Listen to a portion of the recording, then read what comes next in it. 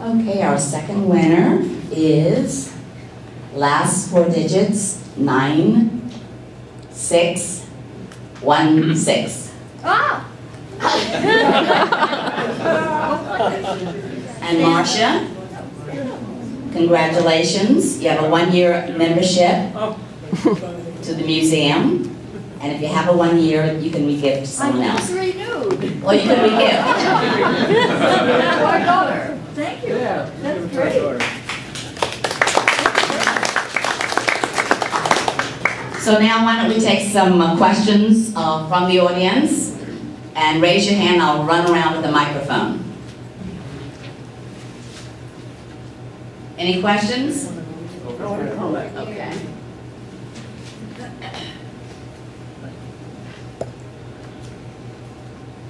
Leave your hand up, please.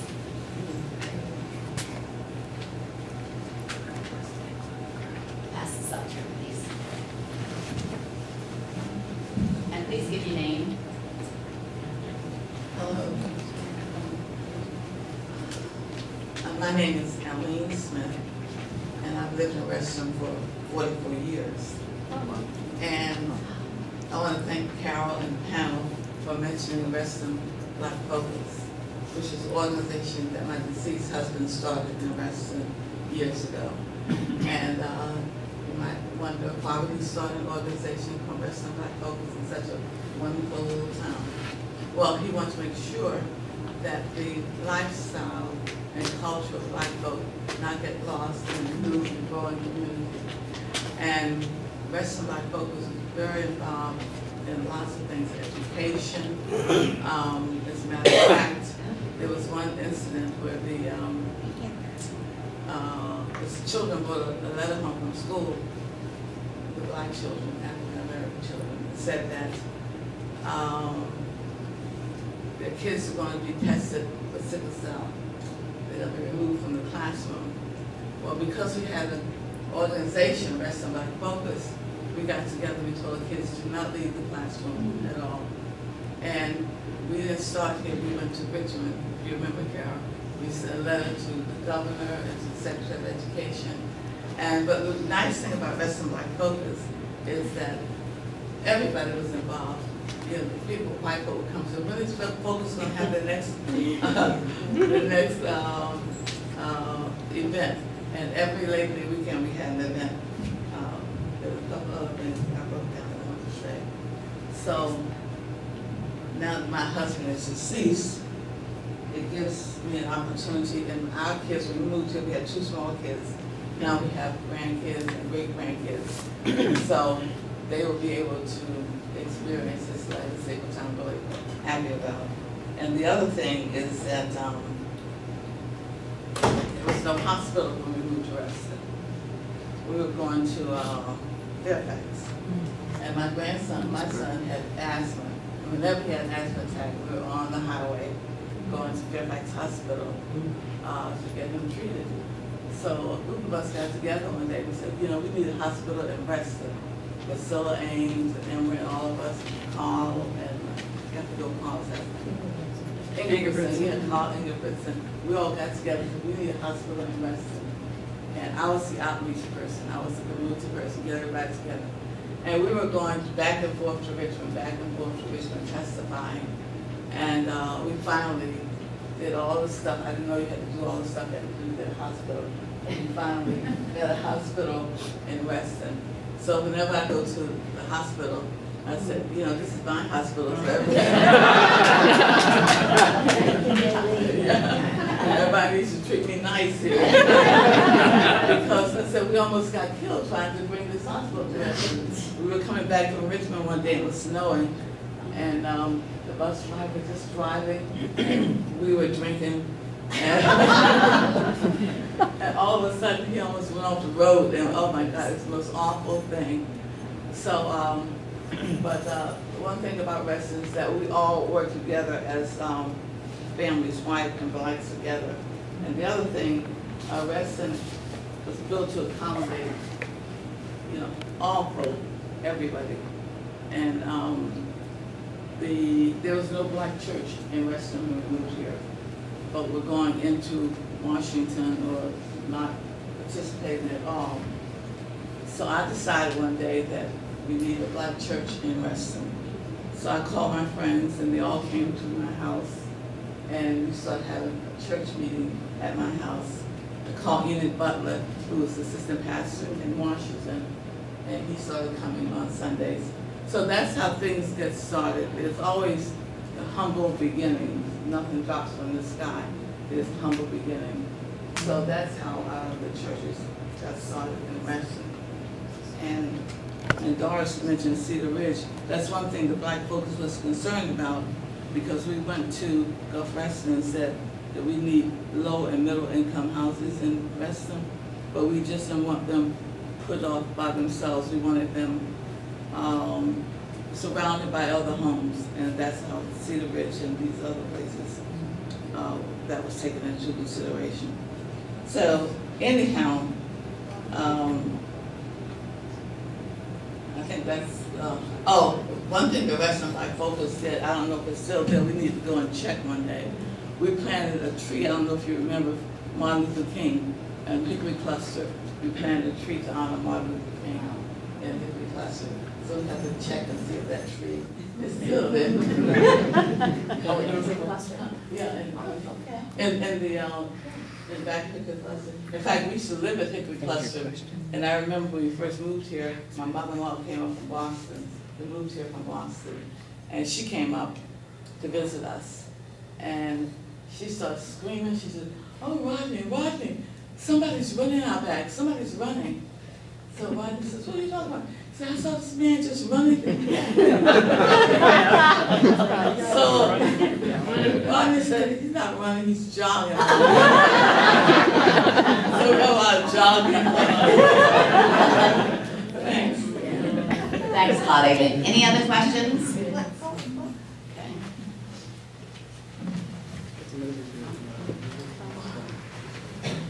And remember our time, we have to be out of here by 9. She knows Joe. It's a good morning, I wanted to tell you that why we came here. I went to a seminar at the Washington Center for Metropolitan Studies, and I had one of Bob Simon's planners give a presentation to a professional group of young policy-oriented people, whatever that was. And I decided, and when I told Marcia about what I heard about the planning of Reston, this was in 1964. Nobody lived here, of course. We decided, yes, we want to go there. We wanted to live in a community like that. And it's had a great effect on our kids and now on our grandchildren. 2 things I want to mention. When I took my son to Lake Ann Village Center, we live in Hickory Cluster. That's first Waterview Cluster. I'm sorry. It's the place where all the first people lived. We were the 49th fire, incidentally, in 1965, and we've been here 48 years. Brought my son over here to get a haircut, which is now where the used bookstore is, and the barber was a damn racist. It was a kind of a shock to us. And I started cutting my son's hair from then on. Another thing that you might not know about is in the first year, all of our kids were going to what had been a black school out in the west side of Herndon. When they desegregated the schools, they had some extra schools around. So that's where all the kids in Reston went. When Bob Simon was fired in 1968, we formed the Reston Community Association and immediately set out to do a lot of things, like to get a hospital. And it took about several years for us to do that, maybe 10 years. But there are a whole lot of other things, one of which is relevant to this discussion, and that is that we wanted to see some diversity of income in Reston. So I took it on myself as the second president of the Reston Community Association to have a conference on housing and see what we could do. And we got the 6 congregations, ministers, priests, rabbi, to be part of that group. And out of that came Reston Interfaith, which I think is one of the best things that's ever happened to the community. The other thing we did is we put a lot of pressure on the developer to bring low and moderate income housing into Reston. And we succeeded, but we created a real problem because a lot of that housing that came in was within walking distance of USGS, and there was a concentration there that became a social problem later in the 70s and 80s because there was an awful lot of opposition to open housing, and we went through a long period of struggle to fight that and to overcome that. And I think the creation of Reston Interfaith was one of the best things that happened, because they were the manager of Cedar Ridge, for example, which is the very first housing we got. And they have now got 50 townhouses and other condo units for the homeless people to transition into housing. It's been very successful in a lot of dimensions. What have I missed, Marcia? Nothing. Sorry about that. Thanks a lot, Joe. Oh yeah, one last thing I want to say. We found when our kids were growing up is that they dated people without regard to color or ethnic group, anything like that. And so we did succeed in coming here. And now, just a couple years ago, we found out that our oldest grandchild, who's 24 now, had a serious boyfriend, and they had moved to San Antonio, and we heard so much about what was going on and what they were going to do after they graduated, and it was kind of late in the discussion with our grandson, 2 or 3 conversations on the phone, we found out that the boyfriend was an African American. So we really have succeeded. And you know, the one thing that I'm very proud of is when I found that out, I was very happy. And so Reston's had an effect on us.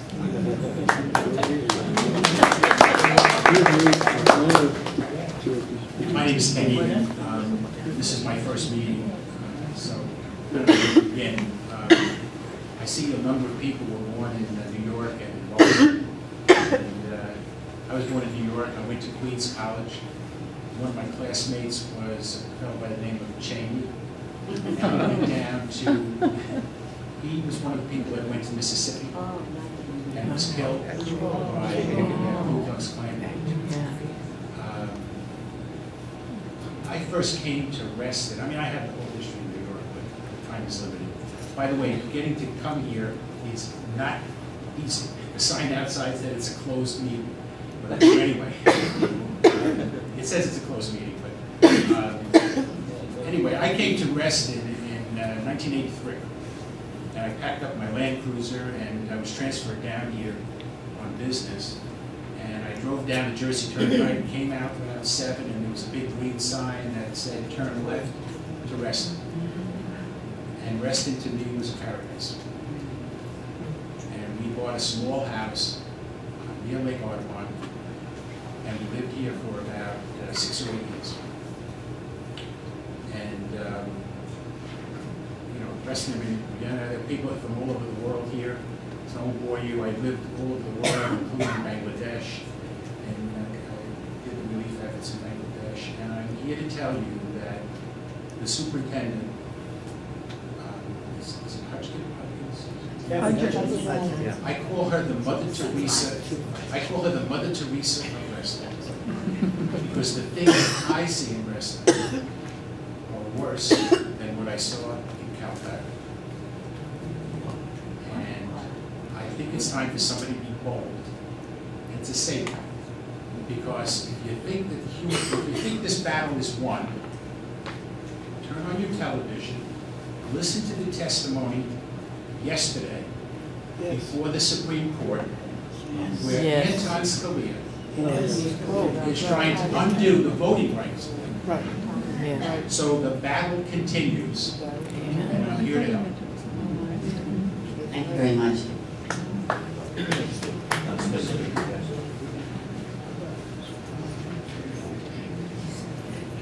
Thank you. I'm Barbara Nath, and we moved here in 1968 when there were 3,000 people, and we were considered sort of the outback and newcomers because we moved into Golf Course Island.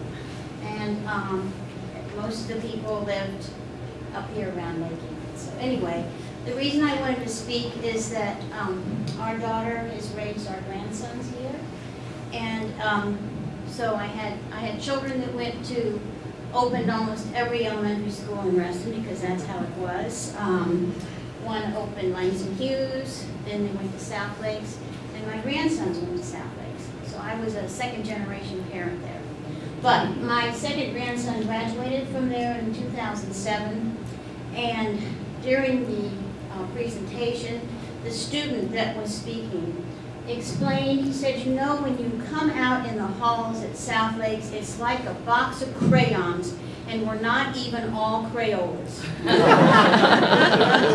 so I want to share that because it's wonderful to see the young people. Part of it has happened in the country, but much of it's happened here in Reston. My oldest grandson had occasion to live in Falls Church for a year, and he told me, he says, you know, I am so glad I grew up in Reston because, you know, in Falls Church, they just had neighborhoods where they just didn't let black people live there. I mean, it's part of his ethos is what we have here. So I wanted to share that. So congratulations to everybody. And we went to, I think it was the first Black Focus dance. It was in September of '69. And my husband Fred was, Fred Fresh, we were all involved in supporting Black Focus. And we went and we hoped that we would be welcome. But we certainly were. We had a wonderful time. So anyway, that's my contribution. Yeah, those were some fun parties, weren't they? One thing from those early days that we have not mentioned is that we felt like pioneers, yes. We lived in Regency Square, and we stood out in the corner and took traffic counters for the first traffic light at Wheatley and But we have not mentioned that there were businesses that were started by African Americans. We had a bookstore. We had a fish shop, a fish store. There was a what do you call it, a temp agency that was started. Can you think of any other businesses that are African American? Real estate. Real estate, yes. Oh yes, Popeyes, we did. Any others that you think of? Nursing.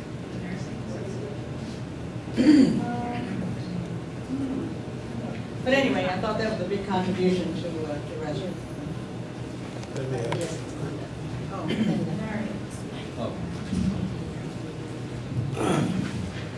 I'm sort of probably saying some of the same kind of things that from over there, but we were coming to Reston just for, my husband was going to work for the National Academy of Science.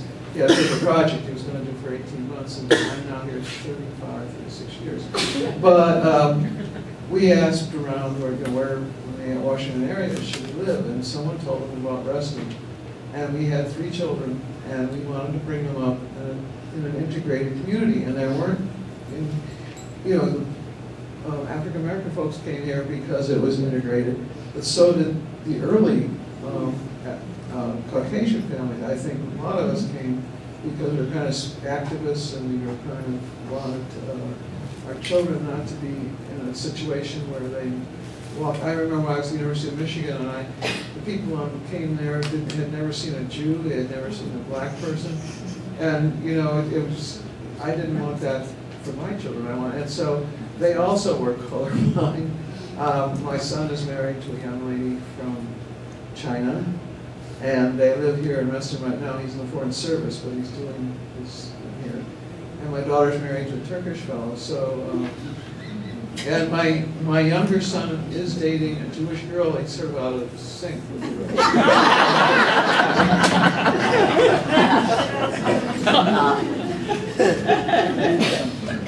I think maybe we have time for one more question. Sheila? No. No? Anyone else? I'll be back on the right. Yeah.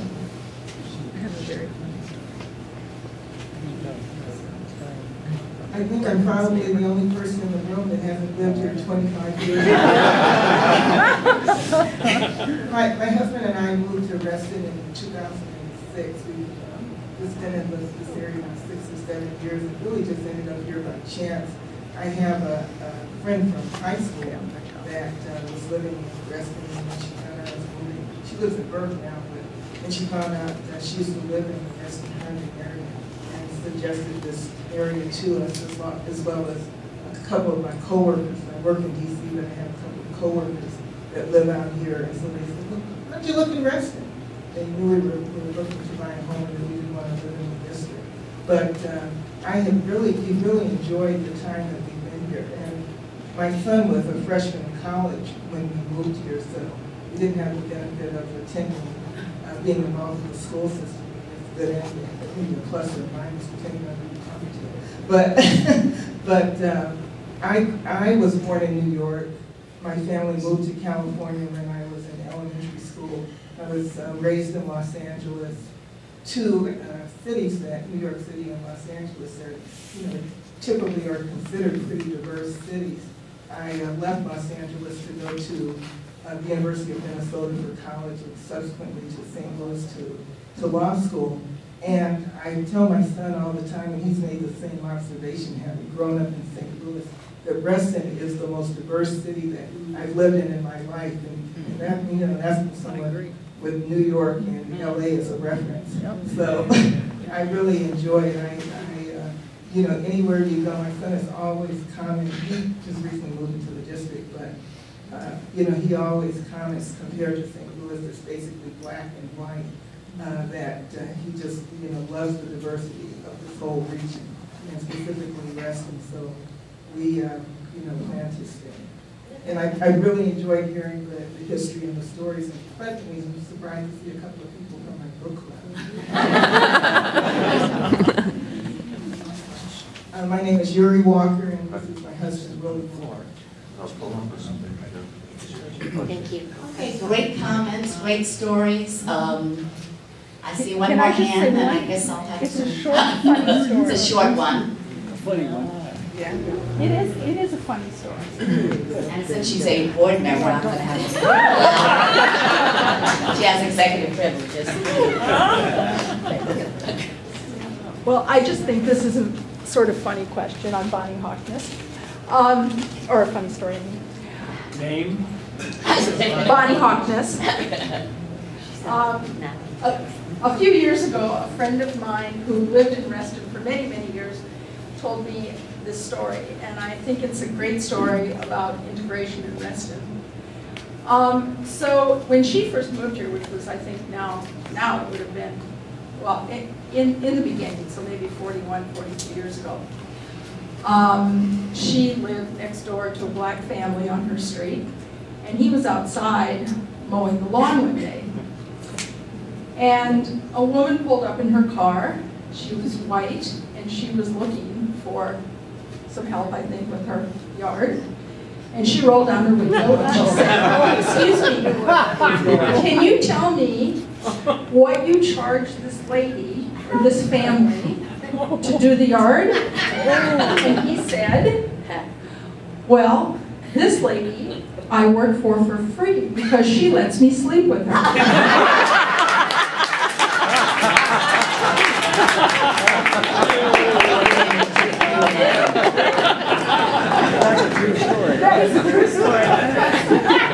As you all know, we are the Reston Museum, and we're always looking for material. So if you have some material from Black Focus, we would love to have it. So please get in touch with us. Please, please, please, because we are the Reston Museum. And as we conclude our program, I think that, just a moment. Yeah, I'm pulling executive privilege too, but Okay.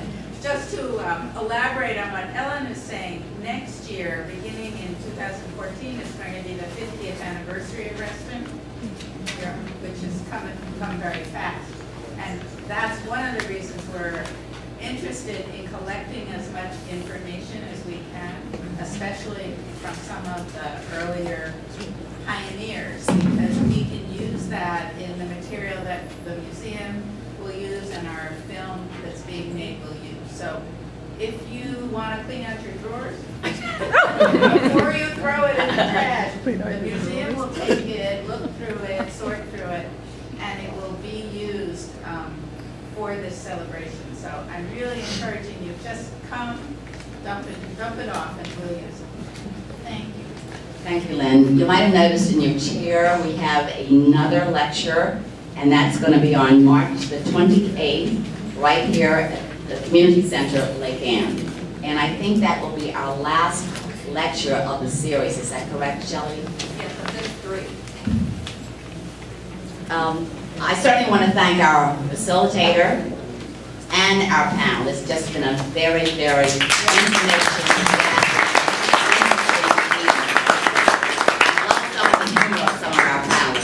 I mean, you really ought to go on late night TV. But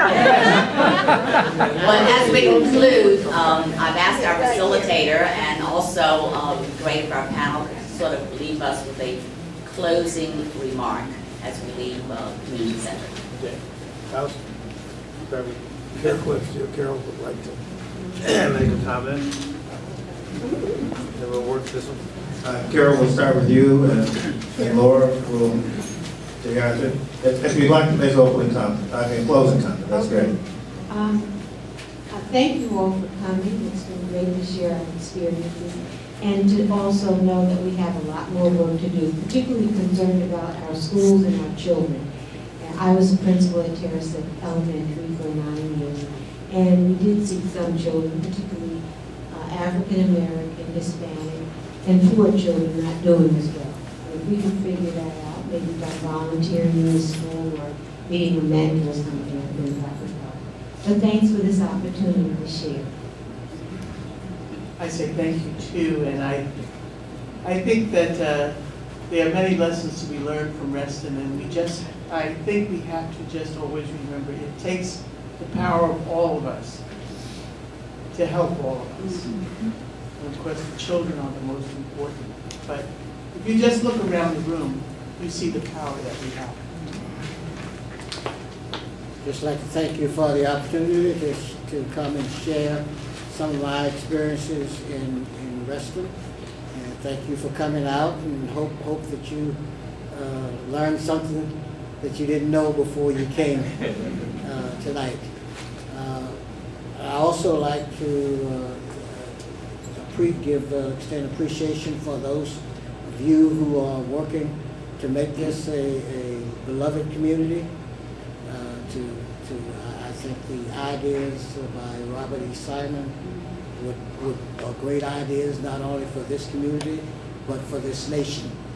And as we think about the politics of Washington or Virginia, we should think about models that we can use in bringing this nation together, because we're getting farther and farther apart. All kinds of weird things are happening that you wouldn't believe last week would be happening this week. So thank you very much for coming. I too want to thank you, Ellen, for having me and for your listening so attentively, and to remind each and every one of you that we all have a job to do, no matter what race we are, what gender we are, how old we are, how young we are. Let's get busy. Thank you all for coming. From my perspective, the big challenge for Reston is to pass the torch to the next generation. In other words, and we've been talking about that in different ways. I think that's the big challenge, to make sure we keep the dream alive. Right? Thank you very much. I want to thank our audience. Can you hear me? Is this okay? I want to thank our audience for your attentiveness and your expressions of interest, and also sharing your experiences going on concurrently as we were experiencing ours over the last 40 years. I want to thank the panel. I much appreciate your willingness to share, and you're providing us with a broader understanding of what prompted us as African Americans to move into the community, and also give evidence that Bob Simon's plans and dreams are alive and well. And I think that we are really privileged to have had an opportunity to share the experience of growing and living in Reston. And I know that my son and daughter, although my daughter lives in Herman, our son is in Ohio, but he too has taken the spirit, and my daughter has taken the spirit of Reston with them in the communities in which they live. So that, as parents, we are very comforted by that. And if I can do what a wife does to her husband usually, I'll say to my wife, it was the gas station that wanted to be at Wheatley and North Shore, not the traffic light. But on that note, thank you very much. Let's give him another round of applause.